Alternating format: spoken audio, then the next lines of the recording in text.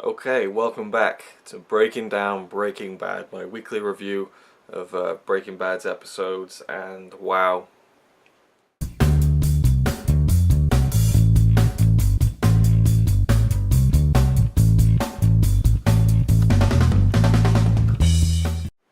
Another fantastic episode. I don't know how they do it. I really don't know how they do it.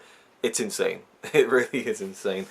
I don't think we've ever experienced like 3 episodes of this quality in one block. You know, it's just been, well, maybe the end of season 4, but it's just been absolutely fantastic.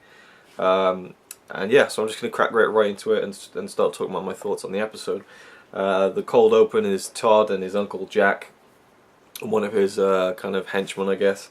They're at a diner, and it's kind of almost like a Tarantino kind of scene, just dialogue in this diner. And I guess the only reason I thought Tarantino was diner and dialogue. There you go. Not really much of a similarity, but it felt a bit like that. It was cool. I enjoyed it. I enjoyed the dialogue and the scene. Todd is basically kind of gushing over how well the train robbery went and kind of retelling it to his uncle Jack and stuff. And you can tell that, you know, Todd's uncle Jack is kind of he's intent on being the new, the new linchpin, the new drug, the new drug lord of the area, and taking over Heisenberg's spot in a way. Whereas Todd, he's kind of along for the ride, and you can tell by the way he talks about Walter, and the fact that he phoned Walter at the very start of the cold open, and he's just trying to get in contact with him about what's going down. That he still looks up to Walter and doesn't really see him as a kind of person they need to bump off, whereas I think Uncle Jack probably thinks that they do. And we see him kind of wiping some blood off his shoe, which a friend of mine thought was significant, but in the Insider Breaking Bad podcast, it was really just there to show that they were just fresh off, killing all the guys from the episode Buried, all of Declan's guys with Lydia. So you see them driving back into New Mexico, and that's the cold open. So very interesting to see where those characters are going to go and how they're going to collide with our main characters. We pick up right where it left off last week, that cliffhanger, Hank walking into the interrogation room. I'm looking at the plot, by the way, just so I don't forget anything. He walks into the interrogation room with Jesse, and he kind of turns off the camera. I don't know if I said it in last week's review, but I think we all knew that was going to happen. Turn off the camera and talk to Jesse about how he knew that Walt was Heisenberg. And Jesse kind of looks up, and it's kind of that realization moment, like, holy shit, We know it goes on, and Hank's trying to persuade Jesse to talk and tell him everything, and Jesse's kind of, says, "Eat me," forget it, go fuck yourself. He doesn't say that, but that's pretty much his attitude. And he's still in this kind of catatonic kind of state where he's not saying anything, and just seems like there's just nothing going on behind the eyes. And then you can tell as Hank gets more persuasive that Jesse's kind of mind starts turning, and he kind of gets more vulnerable, and Hank is giving him an out. He's saying, oh, if you tell me everything, we can sort some things out. You don't have to, go to jail. Pretty much that's what he said, and what he's implying. And he said, just talk, And Jesse finally gets some resolve and says, not to you. That's when Saul bursts in with the other 2 APD guys, and he's like, hey, what's going on? And he kicks Hank out, and funny line from Saul, I think he says something like, yeah, see you later, Rocky, keep up the left, or something. I love Saul. Of course, referencing the fact that he had beaten up Jesse earlier in the series run. I think it was in season 3, something like that. Maybe season 2. Anyway, I think 3. It doesn't matter. So yeah, and Saul kind of says to Jesse, "Well, what the hell are you doing?" And after that, we see a scene with Walt at home. He's on the phone talking to Saul, who's just told him about what's happened, and Walt's like, sort it out, get him away from there, kind of thing. And that's when Walter Jr. comes home, and so Walt's like in the bathroom scrambling for some makeup to cover up his black eye that Hank gave him in Blood Money. And we just hear Walter Jr. in the kitchen. He's like, "Oh, Aunt Marie just called. I'm going to go help with some computer problems." and Walt kind of runs out and pulls him beside. I thought at first, when we just heard his voice, that was all we are going to hear, like it's some big joke that RJ Mitty gets no screen time this season, because we haven't seen him at all, really. I think just that one scene at the beginning of Blood Money when Hank leaves after the big revelation, that was the only time we've seen him until now. And so Walt pulls him aside and tells him that he has cancer. The cancer has come back, rather. And it's really, really nice scene, and it's a showcase of Walt being such a manipulative bastard, but at the same time, he's not lying to him, but he's using the truth to his advantage, and you know, basically, Walt Jr. decides not to go to his Aunt Marie's without thinking that anything is wrong, into him, outside of him having his cancer back. And it was a nice scene. I like R.J. Mitte. The character is slightly one-dimensional, or even two-dimensional, but not quite three-dimensional, but I think he does a good job, you know, and I feel the kind of innocence of his character, and you know, I do want a nice, you know, outcome for Walt Jr. at the end of this whole season, or this whole series rather. After that, what do we have? Oh, we have the restaurant scene. If you remember, I think in the Blood Money review I talked about seeing a picture of Hank, Marie, Walt and Skylar sitting down in a very tense kind of meal restaurant scenario. I said it looked like a bowling alley, but that just must have been my mind playing tricks on me, because a bowling night was mentioned in Blood Money, but it was just a restaurant that they went out to and they all met up. But just before this, as I say in the synopsis, not synopsis, the plot summary on Wikipedia, nice. Just before that, before we went to the first ad break, I think, or the second, we see Walt pacing in the bedroom. It's real dark. Skylar says, "You sure about this?" And he says, "It's the only way." And he sits down, and there's a camera on a tripod pointing towards him, much like this camera is pointing towards me now. And I was like, oh my god, what is he doing? And he says, "My name is Walter Hartwell White. I live at blah blah blah. You know, this is my confession." And it brings it all full circle again. I mean, it just keeps it buried. He went back to the desert, the scene of, you know, where it all started in the RV, with the first scene of the whole series. And the same thing with this episode. We go right back to when he was making that kind of confession video, or, you know, goodbye video, and it just brings it so full circle, and it was such a great callback, and it was just so awesome. Not only that, but it was just like, it sent shivers down my spine, because I was like, he's actually going to confess. I should have been more alert and more aware of what was going on, and aware of Walt's character. We would find out what would happen soon. So they all meet up in the restaurant. Such a tense scene. We got this waiter coming along, and just like, really, you could cut the tension with a knife. It's just so thick. Hank, Dean Norris, oh my god, he's just like the pure hatred in his eyes, his body language, his voice. When he's talking to Walt, it's just fantastic. And even Marie gets a real cold moment where she just says to Walt, "Why don't you just go ahead and die? Just kill yourself. You know, if you've got cancer and you're going to die soon anyway, and that's what makes all this go away, then why don't you just kill yourself now?" It's like, whoa, this is getting late. And Skylar's like, "That is not a solution." Like, that made me laugh a little, because it was just like such a harsh thing to say. Of course, you know, a guy like Walter who's done some absolutely horrible things, you know, unforgivable things, you know, saying that you should probably kill yourself isn't, when you weigh that up, it's not as bad. But just the fact that someone like Marie would say, you know, "Why don't you just go ahead and die?" was just ridiculous. Walt saying, you know, for the sake of Walt Jr. and the kids, you know, there's nothing to confess. And if you do notice, nothing is really kind of mentioned that anyone could overhear, and you know, it's all implied and that kind of thing. And you know, they get to a point where they realise that it's not going anywhere, so Walt gets up to leave, puts a disc on the table and kind of slides over to Hank and leaves. Next scene, Hank and Marie are back at the house. They put the DVD in. He says, "My name is Walter Hartwell White. This is my confession." And he says, I can't remember the exact lines, but he says that, you know, Hank is Heisenberg. He never says that explicitly, as in Hank was Heisenberg, but he goes through the whole story. But he puts Hank in every spot, in every situation. You know, Hank took me along to see how much money could be made. I was desperate. I had cancer. You know, I was a dying man. Hank was, you know, using his pull in the DEA to become a drug lord, and he used me as his chemist. I had no choice. I was vulnerable. Hank took advantage of me. You know, Hank took down Gus Fring, you know, after Gus Fring tried to kill Hank and all this, and you know, Hank forced me to make the bomb that killed Gus Fring. It was just a fucking phenomenal scene, absolute genius writing. For me, a masterstroke, because I didn't see it coming, I really didn't. But as soon as it happened, it made so much sense, and it just showed you what happens when you take a, you know, an almost Nobel prize-winning, scientist, kill, whatever you want to call him, in Walter White, who just missed that, brass ring, and was kind of, shunned away.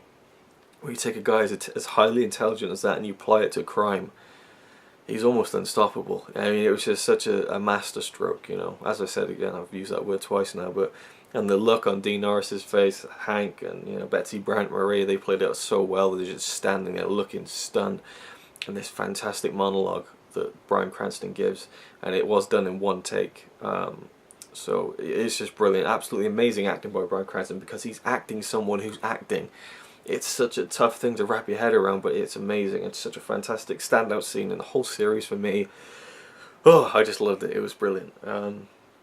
It made me kind of feel elated for Walt. Like, yes, he's locking Hank down on this, and then it made me feel like, oh no, Hank's getting locked down.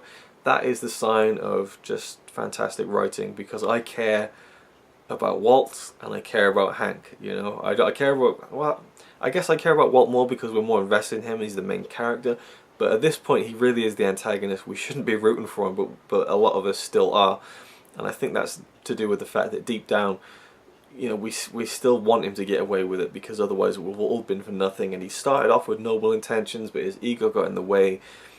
But for me, I don't see him as completely evil, because at no point do I ever feel like that Walt wanted to kill someone for the sheer hell of it, for the thrill of it, for enjoying it. Anytime he's killed someone, he has deemed it as absolutely necessary to protect himself, protect his family, most of all himself, but protect his, protect everything. It's always been necessary. The only difference is, he hasn't really shown that much remorse for these killings, whereas Jesse, for me, is the protagonist, because the bad things that Jesse has done, he shows such a remorse for them, and he's really the moral compass of the show for me. That was just a bit of a discussion, because a forum that I frequent, they're having a big discussion about whether you should be liking Walt at this point. For me, I'm just so invested in every character. Walt meets up with Saul and Jesse in the desert. Oh, before that, just very quickly, of course, Walt brings up the fact that Hank's medical bills are paid with the drug money, which Hank never knew about. And Marie is now thinking, it's all coming together, because now she knows that Walt was Heisenberg. Hank's medical bills are paid with drug money. He is implied, he is guilty by association with Walt. And that's where it's just completely locked it down. This epic game of chess that Walt and Hank are having. Walt's won, as far as I'm concerned so far. I mean, I'm sure it's not the end of Hank versus Walt, but that is a real big. That's a check. Not a checkmate, but it's a check. He's poised to win at this moment in time. Walt meets with Saul and Jesse in the desert, and Walt kind of suggests to Jesse that he should get out of this life. He should go away somewhere, start a life, and get away from everything. And it's a great little scene, and he says, God, I wish I could do it. I wish I could have a whole lifetime ahead of me. I'd trade with you in an instant, And then Jesse kind of hasn't been saying much, and then he kind of backs off, and he's like, why don't you just stop working me? Why don't you just tell it straight to me for a second? Tell me that you want me to go for you, because you need me to do this, because you're going to be caught out or whatever. Just tell me the truth, for once. Tell me that if I would say no, you would kill me right now, just like you killed Mike. That's why he starts getting emotional, and then Walt walks up to him and hugs him. People have been saying it was like the ultimate evil move from Walt. It's like the master of manipulation. To me personally, I feel truly that hug was the legitimate hug from Walt, and there was feeling behind that.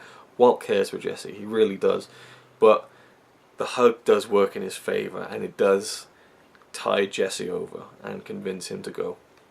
But it was a moment I really wanted to see, because I love their relationship, and for me, I just wanted that one moment where they kind of just acknowledge how they feel about each other, not in a gay way, but just in a, just, what I mean. It was just a nice moment, and I really enjoyed the emotions that were involved. Aaron Paul, great job. Bryan Cranston, great job. And so Jesse decides to go. Saul's setting it up, and Jesse decides he wants to go to Alaska and get away from everything. He's really kind of upset. Starts smoking some dope in Saul's office, and he's like, what are you doing? Put that out. And he's like, give me the dope. Jesse puts it back in his pocket, and Saul's like, oh, some people just can't take good advice. He's like, alright, go with Huel, the big black guy, and he'll take you, and the guy will pick you up and take you off to your new life. So that's it. We're going to see the end of Jesse. So Jesse is waiting on the roadside for this van to pick up to take him on to his new life. He looks for his weed. He can't find it. And he's like, where's that? And he pulls out his packet of cigarettes to get a cigarette instead, and he looks at it. And his eyes kind of change a bit. There's something going on behind them. And then he starts checking his pockets, and the music is building, and he's kind of getting more frantic. And then he looks at the packet of cigarettes, and the music reaches this kind of crescendo. And that's where he realizes it happened. It really did happen. His suspicions were true, because his dope was just lifted from him with great ease by Huel, just as he thought the ricin cigarette was earlier on in the series. He storms back to Saul's office, punches him in the face, kicking him, and he's just like, pulls a gun to his head basically, and says, admit that you stole it from me. And Saul's like, yes, okay, we took the dope. And he's like, no, not that, the ricin cigarette. This is where Aaron Paul just gets real crazy, and it's just it's like Michael Keaton in Batman. You want to get nuts? Let's get nuts. He gets really nuts, and Saul admits that Walt had him lift the ricin cigarette, and Saul says he said he was doing it to help you, that it would save you. And that's when Jesse realizes that was it, that Walt poisoned Brock. Of course, we know that it wasn't with the ricin, it was with Lily of the Valley. So Walt knew it wasn't going to kill Brock, but this is when Jesse knows, and so he storms out. Saul gets the phone. Obviously he's called Walt. Next scene, we're at the car wash. Skylar's there, serving people. It's a great little moment where Walt just like screeches in on his car, runs up to the door, and then stops, and then slowly opens as he walks in. And he's kind of like, oh, how's everything going? Just no reason, just thought I'd stop by. You know what? And he goes into this story about how there's a latch catching in the soda machine, so he's going to go check it out. And Skylar's like, okay. And it's funny, and Chris Hardwick brought this up on Talking Bad. It's funny how Walt is such a good liar, except when it comes to Skylar, and he's just like terrible, Oh, just like, he's just, it's kind of funny. He goes into the soda machine, he opens it, and he pulls his hand underneath all the soda, and there's a frozen gun there, and he pulls it out and he opens it and checks the bullets are in, and the ice cracks off it. Really satisfying visual and sound. And then he puts the gun in his pocket, and then he leaves again. And it's like, wow, he knows Jesse's after him. He knows Jesse's got a gun. He's got to protect himself. The next scene, Jesse's in a car. He pretty much crashes into the front of the White household, bursts into the front door. He's got a big tub of gasoline. He starts pouring it everywhere, and we get this great point of view shot of the gasoline pouring onto us. Credits. Another fantastic cliffhanger. Now we know that the house doesn't get burned down because we see the house intact at the beginning of this half season, but I'm sure that the fire, if there is a fire, contributes to that. Is Walt Jr. home? We don't know where it's going, but I'm sure next week again it's just must-see television. It's just absolute must-see. And the realization of Jesse, of the Brock thing, and Walt's confession are just two fantastic scenes, and it just really just ramps up the tension and the drama, and just absolutely brilliant for me. I really love Bob Odenkirk as Saul, and this is one of my favourite episodes of him because we really got to see him in the most vulnerable situation he's been in, with his face bloodied and pleading with Jesse, and I think he pulled off a fantastic job. For a comedian, mainly a comedian, I think he did great in the dramatic aspect of Saul, so that was brilliant for me. And yeah, just fantastic episode. Next week we got Rabid Dog. Who knows where that episode's going to go. We're going to see Uncle Jack and his cronies turn up. What's going to happen with Walt and Jesse? It's just crazy. I can't believe they're keeping this up. For me, every episode of this half season so far has been 10 out of 10. Absolutely loved them. It's blowing my mind how good this show is, and I don't want to gush this much, but it's inevitable, really. So I hope you enjoyed this review. I don't think there's anything else I want to talk about or mention.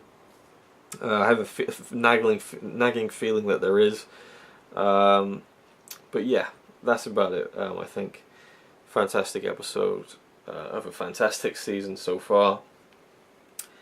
And yeah, that's it. make sure to check out my video. I'm doing a quick Blu-ray news video about the Breaking Bad complete series, so check that out if you're interested. If not, either way, I'll see you next week with another review of Breaking Bad with the episode Rabid Dog, episode 512. Should be good. Yeah, he's really cool. But he's not quite as cool as you, 'cause